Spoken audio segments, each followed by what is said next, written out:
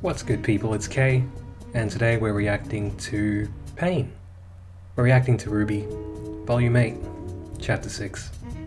You know, I was having such a great week, had a lot of fun preparing the review for the last episode. Then I remembered that we were going to have the follow-up to last week's episode. And, I mean, look at this. It's called Midnight.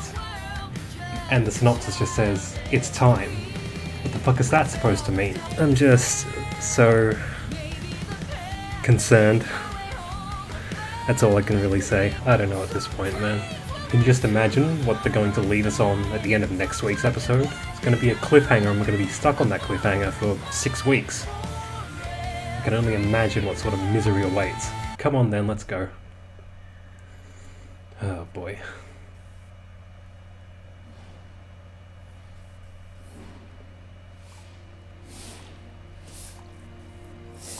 More of Kid Cinder.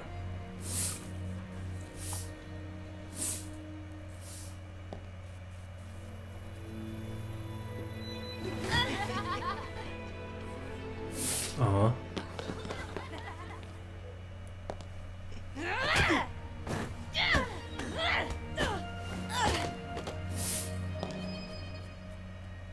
I'll take her. Huh. Come now.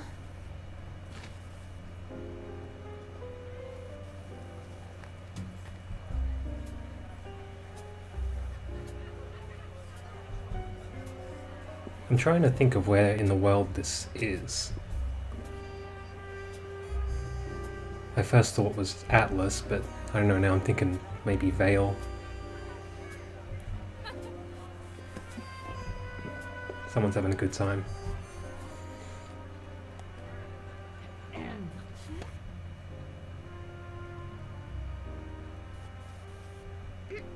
Ah, yes.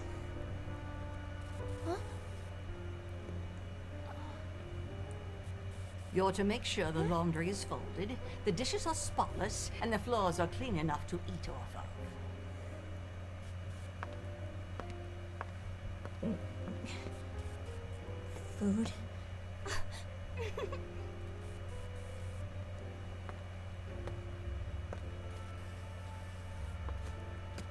Now hurry and get to your chores. The floor looks filthy.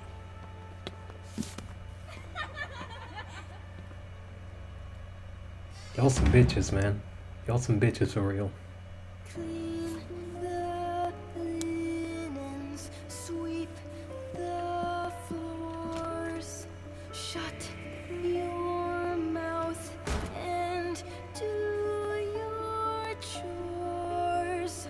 Scrub the dishes in the sink, no one said that you should think. Shine the silver, wash the clothes, and when you're finished, darn the socks, draw my bath, fetch my slippers, fill my glass, and rub my feet. Hurry up, you're so slow, you're no good, I hope you know that your life is of no use, and the truth is that no one's ever loved you. It's rough, buddy.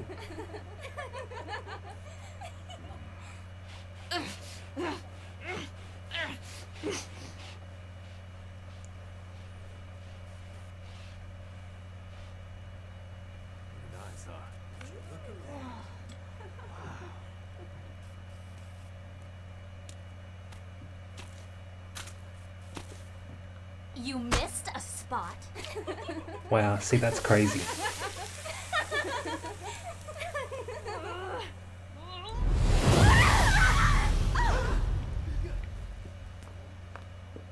We do not serve fauners. I saw that.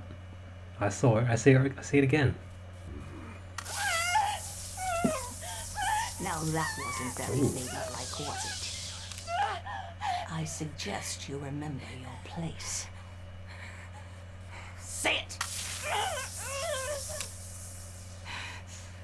Without you, I am nothing. Alright, what gives? Someone took my damn sword! I apologize for the inconvenience. I... We'll help you look for it.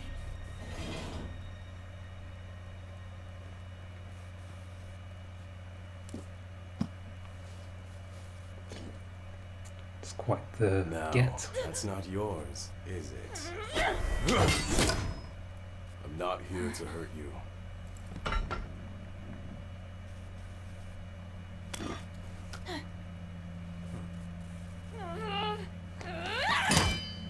I've seen you around, and I think it's safe to say you're not getting the most fair treatment.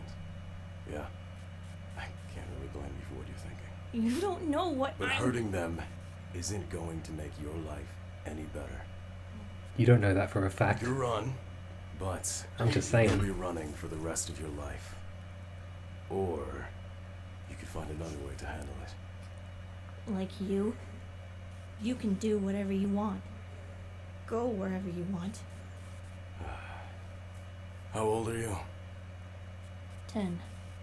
And you want to be like us? You want to be a huntress? Then we've got about 7 years For Simpler what? times, simpler dreams. to train you for the huntsman exam.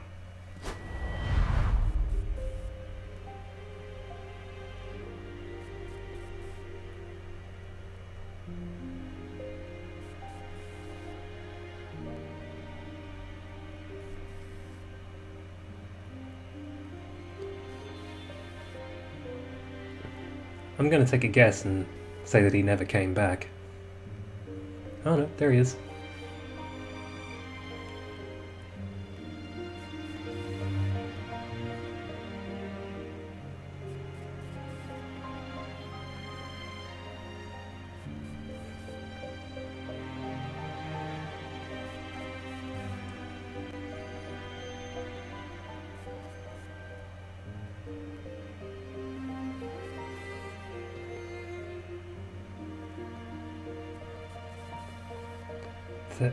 The age progression though.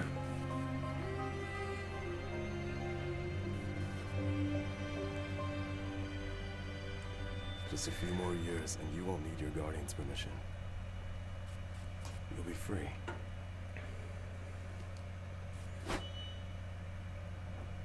It's a nice sword. Very familiar. Mom, come quick! We found something! It's Cinder! She has a weapon! This ain't gonna end well for y'all. Hello? Anyone?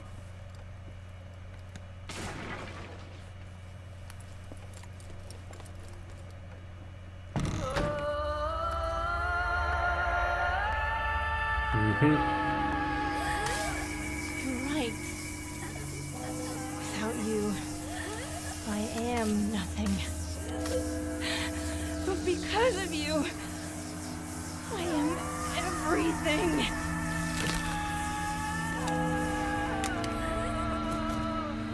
Just choked her out with one hand. Cinder. It's crazy. I don't want to have to run now. That's all you'll ever do.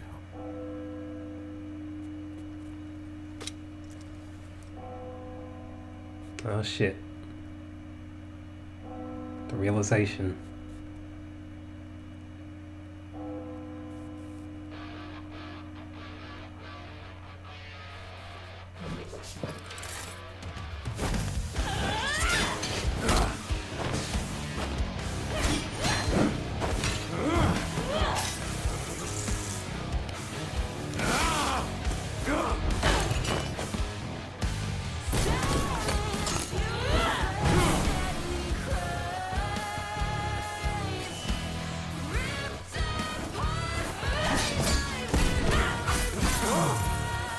Oh, got him.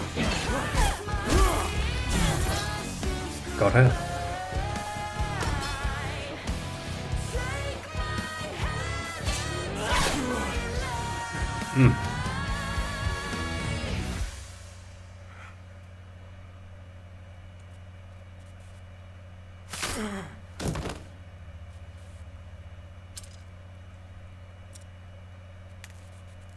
What a fateful night. See the burn that left on her neck? I think that was an okay goodnight song as well. It sounded very familiar. You're awake. I was yes. so worried.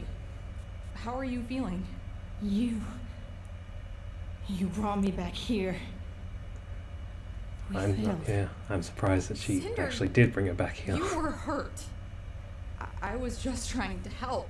I think she's had enough help. Besides, she went against our queen. I'd be careful who you back. Cinder's hunch was right. If we'd had support, then maybe we would Would have. you stop trying to protect her already? She doesn't care about you. Both of you, get out. I'll let you know when you're needed next. Yeah, about that. Salem's got other plans for me. I'm not gonna be taking orders from you anymore. She wants everyone on the bridge. Something big is about to happen. Oh yeah, I'm sure.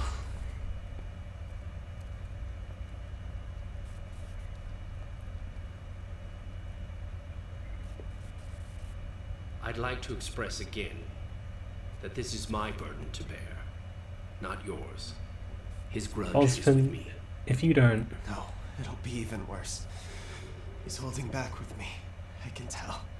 I understand. I do. Boy, you look... But you've done so much Oh, already. man. The least I can do is give you a break and try to get us out of here. I can't leave yet. This is our chance. Chance to do what? Maybe you've taken one too many hits. See, she knows she can't take on the whole world at once. So she doesn't. She has her followers work their way in, sabotaging us from the inside out.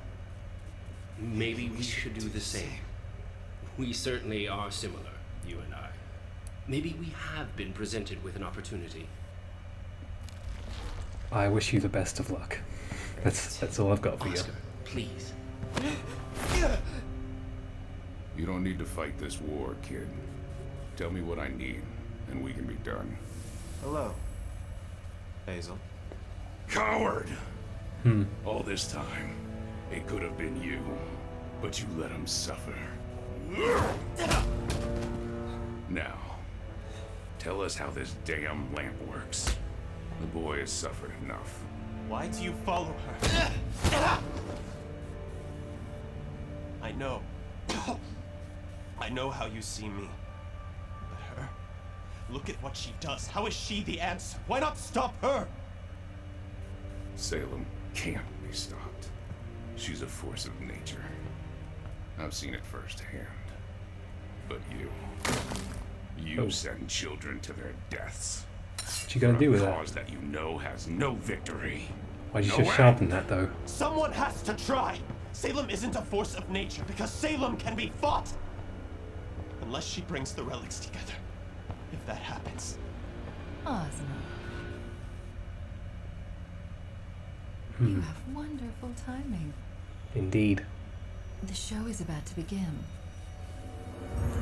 The show.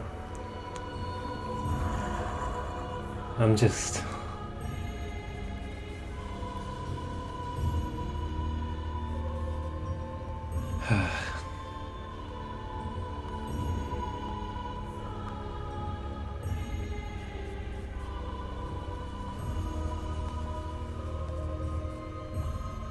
We have good news.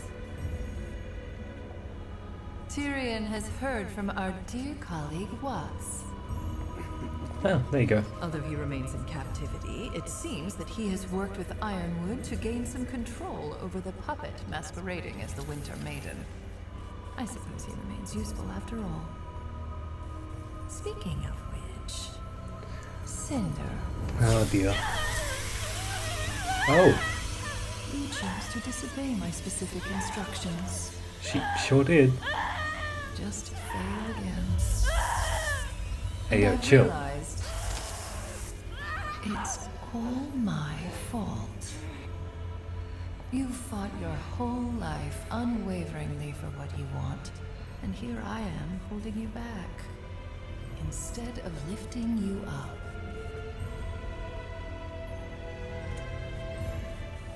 You deserve so much more than I've given you. Go What's to about to Atlas. happen? Recover Watts. He can lead you to the girl. Whether you or my hound get to her first, You will finally have the Winter Maiden's power, and I will have my staff. You'll only be helping her bring about the end for all of you!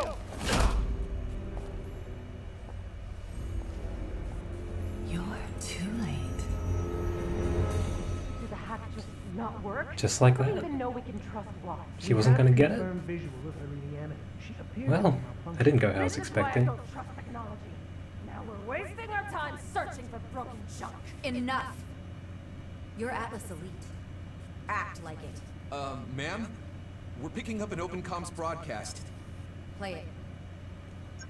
These fools need a boss like one, so I'm just saying. A large, massive brim is headed straight for Mantle. Please, anyone. Is that Sean? Oh, here we are. Great. You guys. It's right there. We need to hurry. Where's Penny? Are you serious right now? There are people Yes, in I'm afraid danger. she There is. are people in danger because you kids are acting selfish and... Can't be bothered with you, Harriet. Just go somewhere now. It's happening.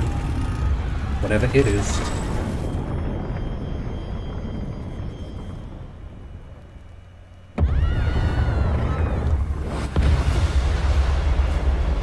Hey, what?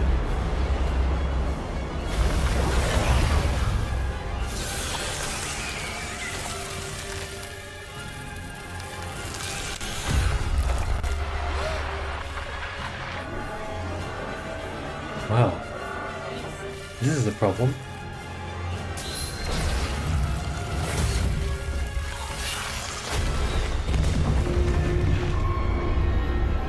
Oh boy. Hey. Hey, listen. It ain't that serious, though. It's time. Oh, man. Say it again, it ain't that serious. If you want to just... Hey. Hey, big guy. Why don't you just chill? Oh, you're just gonna crash land there? Just gonna dock there? That's crazy.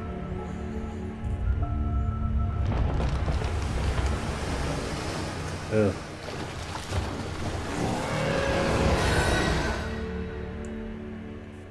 That's how it's gonna end? Hey, listen, man, what? We're all fucked. Everything is just going to hell. I can't say this episode was as good as the most recent ones, but it was still pretty solid and it was built on a foundation that I'm sure people will have found very intriguing. And then that ending. Salem, man, she just put it on Ironwood's face.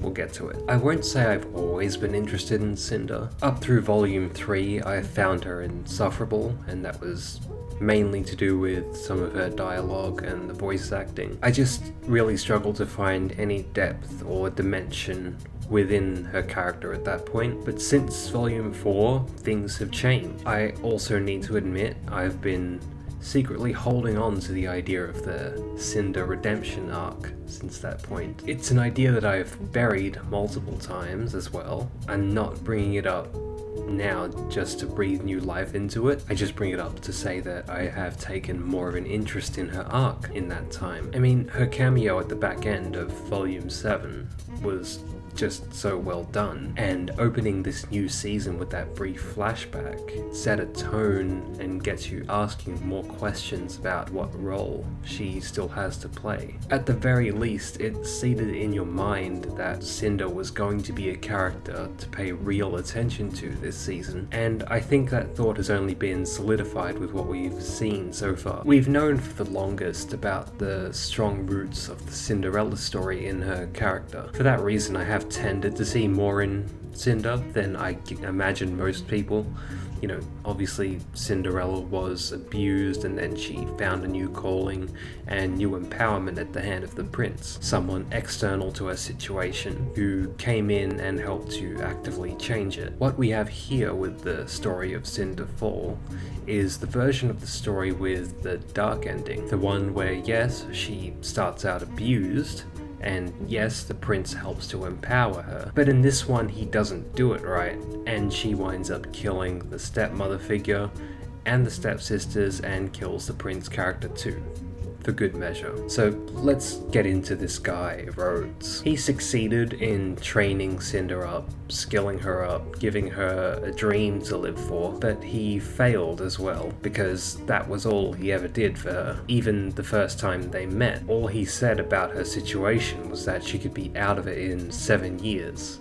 Like 7? What the hell? What if I were to spin it and say that for another 7 years, another 2,556 days, she was going to have to live under the thumb of the madam and the stepsisters. Another 2,556 days of being treated like scum for every waking hour. I know I would snap being in Cinder's position. And you're a damn liar if you can't see yourself in Cinder's shoes too. If Rhodes really cared about Cinder, he might have actually tried to help the situation she was actually having to live through. Sure, it was none of his business in the first place, but he made her his business by training her. And look at the consequences of not being more hands-on with her. Literally deadly. Imagine this, what if one of those days that he's about to leave again, he offers to bring her with him? Now, maybe the honorable huntsman didn't want to get hit with a kidnapping charge, but I'm just saying, something that might have actively changed her day-to-day situation for the better, that might have shown her a different life. Hell, at least give her some pithy advice to get through the day. He just sold her a dream, trained her, and came and went as he pleased, and left Cinder to figure things out for herself. And maybe if everything else played out the same, but he actually tried to give her some mental help, maybe when he drops his maces and walks towards her, she doesn't stick 2 swords through his chest. It's all these little pieces, man. They all matter, and look at the end result. Rhodes trained Cinder how to swing a sword and engage her aura, but he didn't truly care enough to guide her path, and he didn't really help her. Not the way a kid like that needs help. I'm also not using this backstory as a way to explain all of Cinder's actions in the time that we've known her. She is a villain, and she's done heinous things. Not all those things are a direct result of the abuse she suffered as a kid. Some of those things were just driven by malice and a particular view of the world. And even if you wanted to make the connections between her childhood and, say, for instance, her execution of the Beacon Plan, the show hasn't really given us enough to make anything more than flimsy, indirect connections. I think the ultimate goal of this backstory, aside from garnering some sympathy for Cinder, which it did from me, is just to make us recognize that we shouldn't get to have simple perceptions of these characters, and nor should we dismiss them. I said last week that ever since the end of Volume 3, Cinder has had her flaws exposed. Her decisions have backfired massively, and her attacks have been repelled time after time. It's too easy to look at these incidents and dismiss her as just being incompetent. That's what Tyrion would do, and Watson, probably even Mercury at this point. But doing that just erases or overlooks the deeper issues at work, such as her ambition and desire, her yearning for control, and it erases the why. Why does she consistently struggle to close the deal? It dismisses the idea that she might want to change her approach. For instance, it's almost like her attack on Amity was the last gasp for that version of her character, and she's going to be something else going forward. I can't believe I'm saying this, and I may be the only one who says it, but I can't wait to see more of Cinder Fall this season. That's how important I think she is here. Let's go. I'm going to be watching these other reactors to see if they spot the OK Goodnight song. Gonna call them out and everything if they don't. I'm joking, of course, but it's dope that they had one of their tracks featured in the show, especially with the Volume 8 intro song sounding like it could come right off their latest EP. We'll just do a quick cleanup of the Cinder backstory now. I like her character design through the years. Without You, I Am Nothing line throws up an interesting contrast, or maybe even a parallel between the relationship we had with the Madam and the relationship she currently has with Salem. And I obviously want to note her adding "Because of you, I am everything" to the end of the line when she kills the Madam. I liked seeing the origin of her blade design coming from the sword Rhodes gave her. The shock collar was a nice touch for getting that sympathy, because it was really overkill. I don't think tracking mud all over the carpet is that much of a prank when you're the one who has to first walk through the mud and then clean it off yourself later. I want to know where this backstory is being set. Cinder has said in the past that she came from Mistral, but we know that story was a setup by Lionheart, and the location in this backstory looked a lot more like Atlas or Vale than anything we've seen in Mistral. I reckon it's Atlas, strictly because of the no fauna sign inside the hotel. I could see the early stuff where she was in the farm. I could see that being Mistral. The aesthetic sort of fits, but it looks like she spent her most formative years in the north. Emerald should have known better than to bring Cinder back to Salem so quickly. I can see her simp crown slipping a little. I would advise her to do whatever she can to tag along on Cinder's little jailbreak excursion. Fight on, Emerald. You'll get her to reciprocate those feelings someday. Maybe. Probably not. Big ups to Mercury getting to kneel with the Inner Circle. He's a simple guy with simple motivations, and they're paying off for him. He isn't out here getting led astray by things like conflicting feelings and wrestling with your upbringing. Score 1 for Dude Bros, I guess. But we also saw Rhodes mess up terribly and condemn a kid to a lifetime of running, so probably take that point back then. Poor Oscar Pinma. Things aren't going well, but they may be on to something by trying to go after Hazel's conscience, though. His motivations have been pretty well established, but we hadn't heard until now how exactly he views Salem and her campaign. If the impetus for joining her stems from viewing Salem as the inevitable winning side, there exists the potential to chip away at that perception. It is Salem, though, so easier said than done. It's hard to tell what Salem is thinking with this move to send Cinder off again to break out Watts and pairing her with the Hound. I don't know, because we're coded not to take Salem's word for anything, but I can't think of many times she's just lied to advance her position. Regardless, the Hound is definitely the swing piece, like an insurance policy.